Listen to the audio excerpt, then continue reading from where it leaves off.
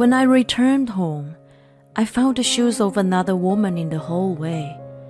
I had been away suffering through long hours of difficult delivery and was relieved to be finally home with my newborn.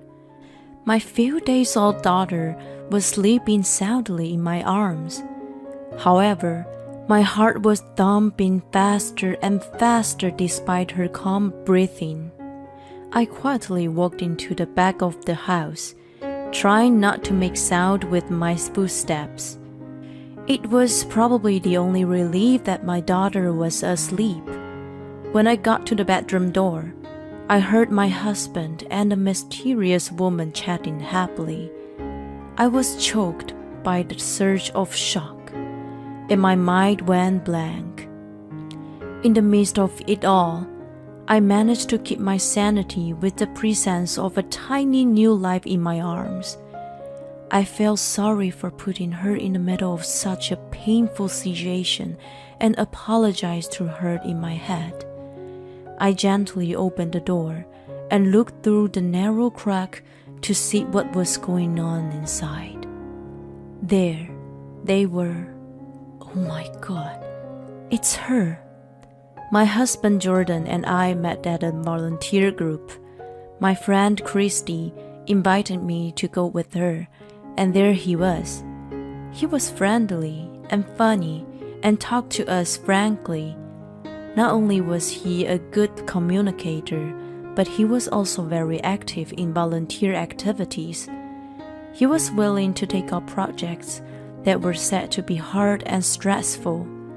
He was admired by people around him, and of course, I was one of them. Because of his intended experience, he had no trouble getting the job he wanted. I followed his example and did my best in both volunteering and studying. As a result, I landed a job in the firm I wanted.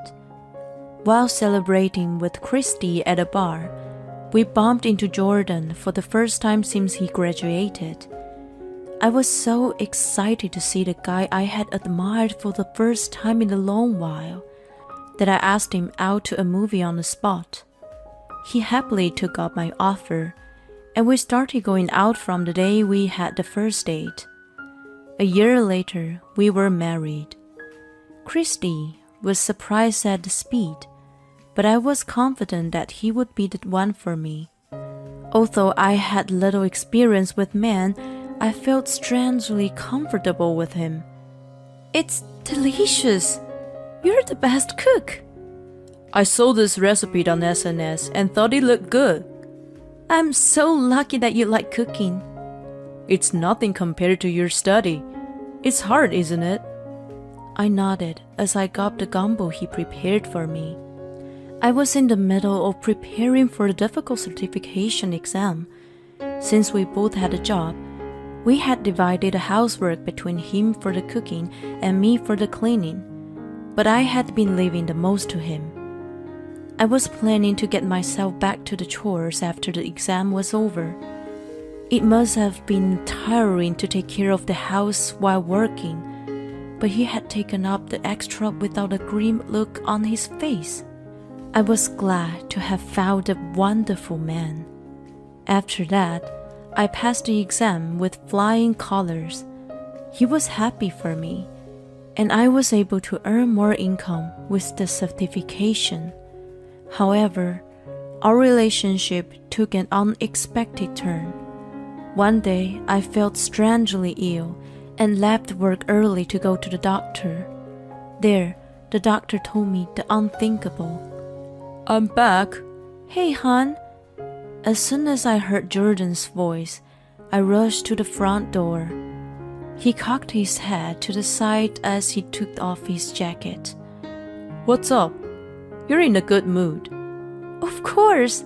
We are having a baby. The reason for my poor health was pregnancy. When the doctor told me, I was surprised, but also overjoyed. Having kids was always on my mind. I was earning more money than ever, so there was no financial strain. I expect Jordan to be ecstatic to hear the news, but his face turned grave. Congratulations. He walked into the living room, leaving me stunned and disappointed. I told myself that men were like that. As the time went by, feelings of discomfort grew thicker and thicker.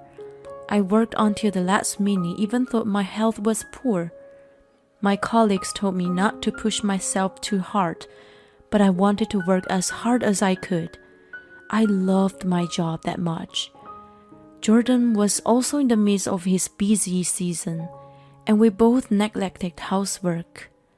The madness had reached the limit, so I suggested we hire a housekeeper.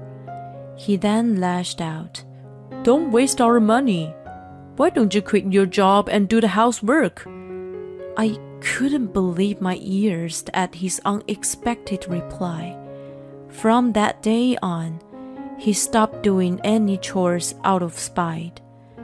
I honestly didn't understand what was going on with him, but I also didn't have the time or energy to discuss it with him. I didn't want to make things worse by saying unnecessary things. If that was the case, I told myself to do the best. I started to take care of the house in parallel with my work. I was sure that he would return to his sweet ways after the birth. One weekend, while pushing my exhausted body to vacuum, I saw something wedged in the sofa. It was Jordan's phone. I picked it up and was about to put it on the table when I heard a yell behind me. I turned around in surprise and saw Jordan glaring at me hard. Don't look at my things! So naughty! I'm sorry, I was just moving it. Whatever, just give it back to me. He snatched the phone away from my hand so viciously that I fell to the floor. He sighed in frustration. Don't be the drama queen just because you're pregnant. My mom said that she worked hard while she was pregnant with me. You're so spoiled. His words felt like a slap on my face, and my mind went blank. Did he really need to say that much? He was disgruntled and stared at me coldly. I feel sorry for the child, having such a pathetic mother. I'm sorry. I reflexively apologized when the child was mentioned. I was going to give birth to and raise a human being. There was no time to discourage or hurt. I apologize for looking at your phone, so don't talk to me like that. Are you blaming me now? You used to be cute, but you've changed. I looked down, hearing the insult coming out of him. The next day, I fainted from anemia at work. I had a will to continue working, but I seemed to reach my limit. I talked to my boss that day and set a date for my resignation. A few weeks later, I visited the hospital again. You're anemic, so there's a good chance you have a difficult natural birth. Is that so? Yes. And it's not so good that you're a little overweight. Try to exercise more and eat healthy. I had countless ideas of what was being said. Jordan's food was tasty, but it was often oily and heavy with high in fat and sugar, the kind of food that so-called men enjoyed. I normally got them all, justifying as storing stamina for busy work. After I became pregnant and started cooking for myself, I thought I had kept the amount in moderation, but it was still not enough.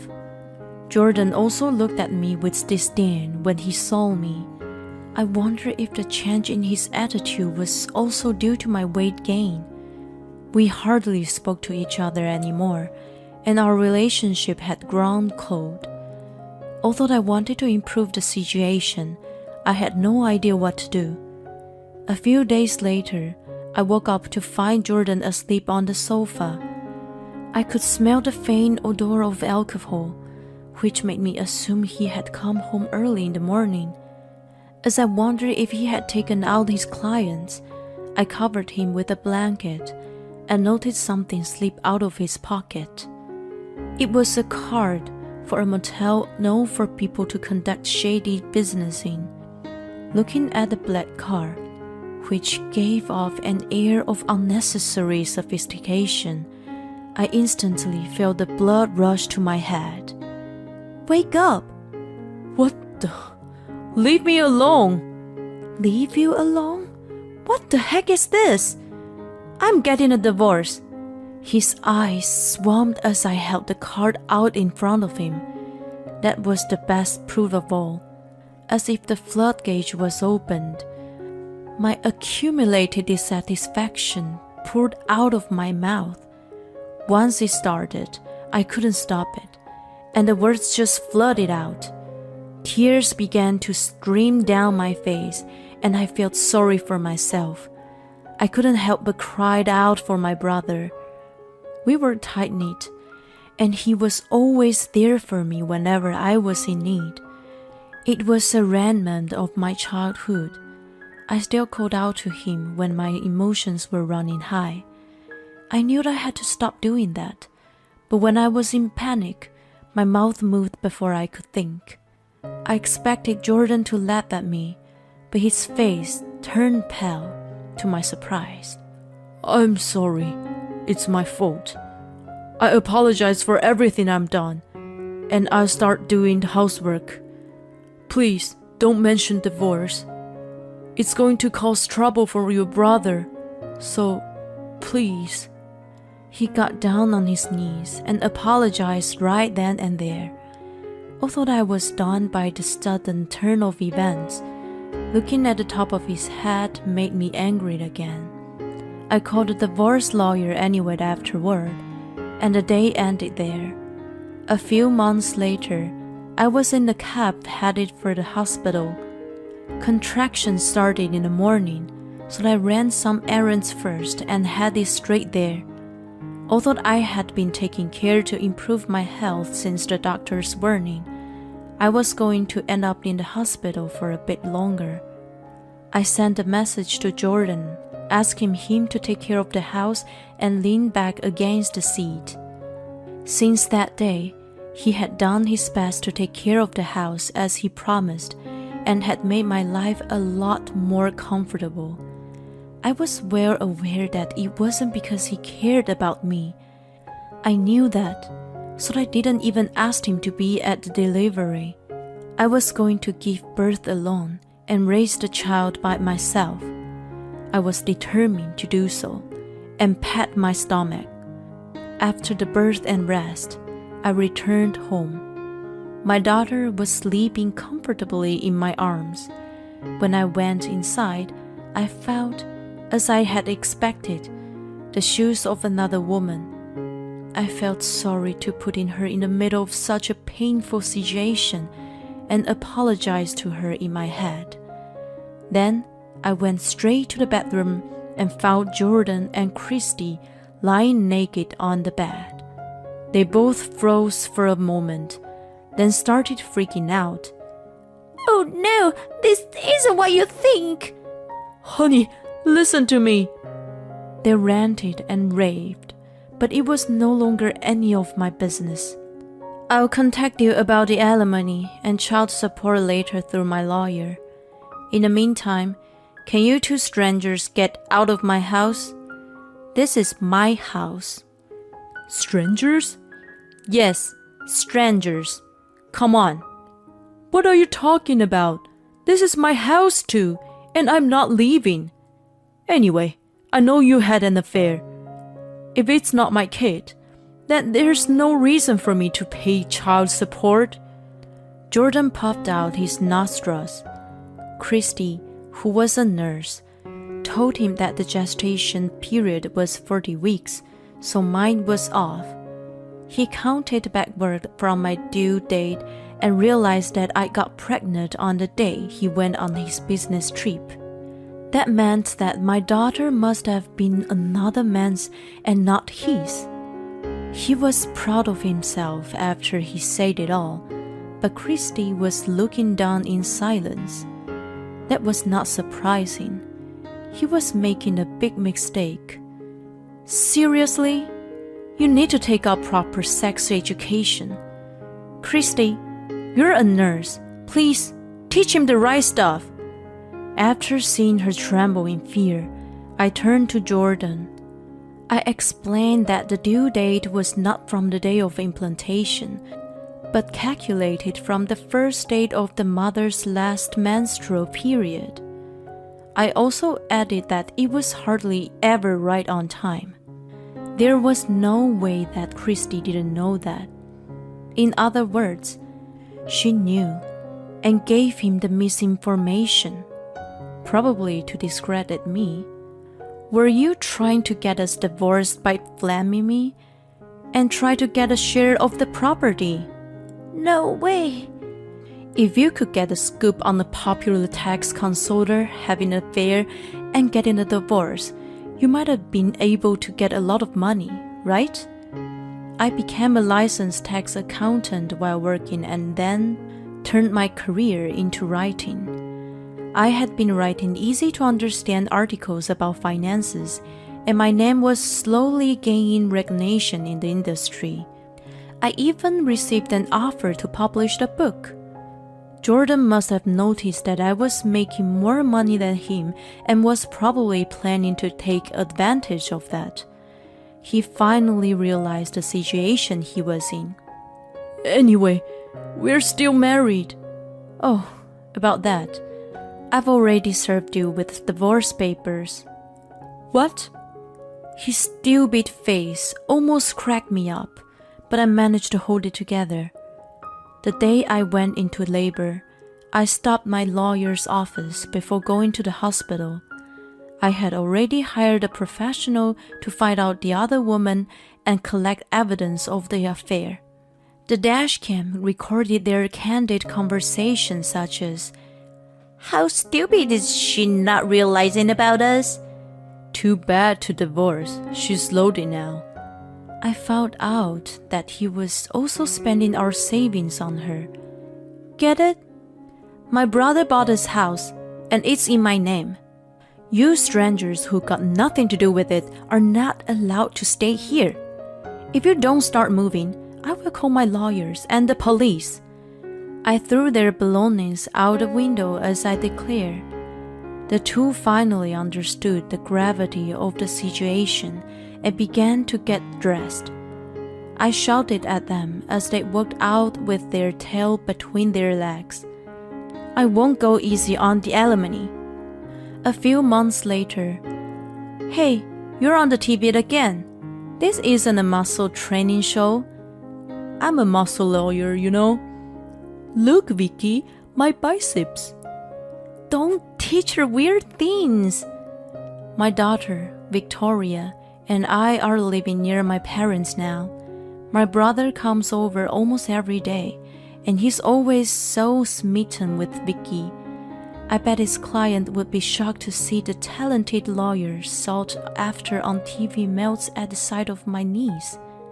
After that, my brother sent legal documents with the DNA certificates to Jordan's parents. It was proof that Vicky was his legitimate daughter. He also sent a statement of alimony and child support, as well as the reimbursements for the use of the savings. Jordan knew that my brother could easily do something like this, so he simply apologized when I mentioned divorce that day. Although he and Christy resented my brother and left slanderous comments on his SNS and blog, they were immediately sued for defamation. Furthermore, a group of people active on the internet called the Identification Team pinned them down right away. I am not as famous as my brother, but I am recently become known to the public. A popular blogger and the easy-to-understand tax consoler, Sky's ex-husband is a criminal? When I saw the article title, I almost fell over. Christy was also identified in the article. and the image of them she had uploaded to her SNS in the past was revealed. She received bashings and has now quit her job as a nurse. The article prompted my fellow members to the volunteer group to contact me. They said that Jordan had a bad reputation since he was a student. Although he was good to his juniors, he pushed troublesome jobs to his peers. He also always took the initiative in doing the most prominent jobs. The company he wanted to work for was putting a lot of effort into volunteer work, so he only volunteered to score points to get hired. The only reason he was kind to me was because he was a womanizer. He had a tendency to easily get involved with a woman. He is now lining up for a soup kitchen organized by a volunteer group. I hear there's a woman next to him, so it must be Christy. Seriously, I had no sense in choosing a guy. If you're going to get married again, get a guy like me, sis. Says a never married single guy. Vicky is beaming happily in his arms. The future I'm going to share with this girl has just begun.